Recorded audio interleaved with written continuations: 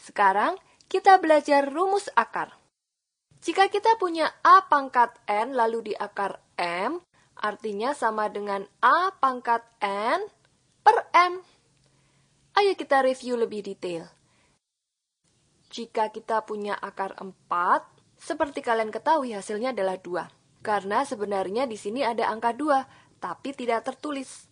Nah, akar 4 bisa ditulis sebagai 4 pangkat 1 per 2. Karena akar itu artinya pangkat seper. Nah, 4 pangkat setengah sama dengan 2.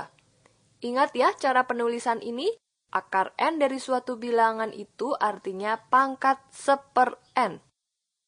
Kalau kita punya AB di akar N, itu maksudnya A dan B masing-masing di akar N. Kalau kita punya A di akar N, lalu di akar M, maka kita dapat menuliskannya A di akar M kali N. Rumus berikutnya, A per B di akar N, maka artinya A di akar N dan B juga di akar N. Cabang berikutnya adalah belajar merasionalkan akar.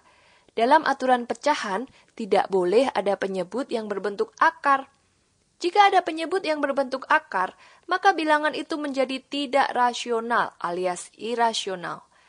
Bilangan irasional adalah bilangan yang tidak dapat dinyatakan dalam bentuk rasio A per B atau A banding B.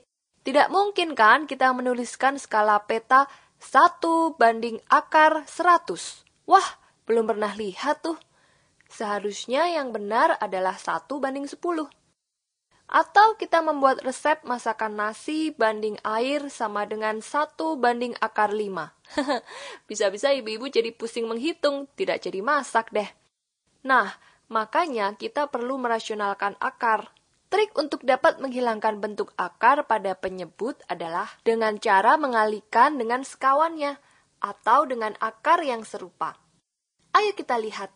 Pada bagian penyebut persamaan ini ada akar A minus akar B. Kita perlu mengalihkan dengan sekawannya, yaitu akar A plus akar B.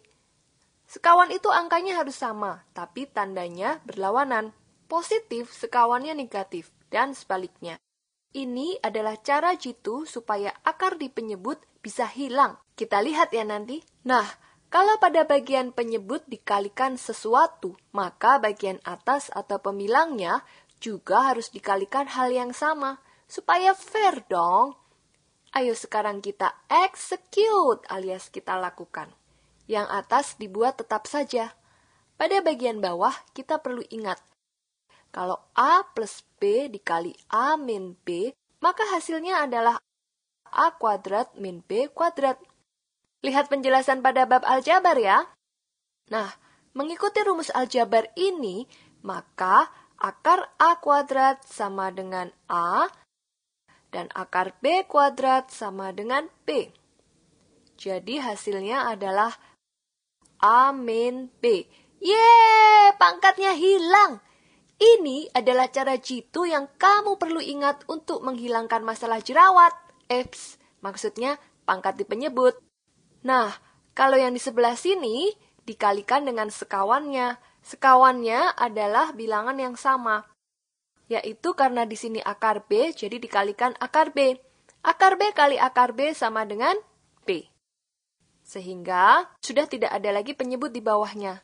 Jangan lupa yang bagian atas juga dikalikan dengan akar B. Jadi A akar B per B. Begitulah cara menghilangkan akar di penyebut.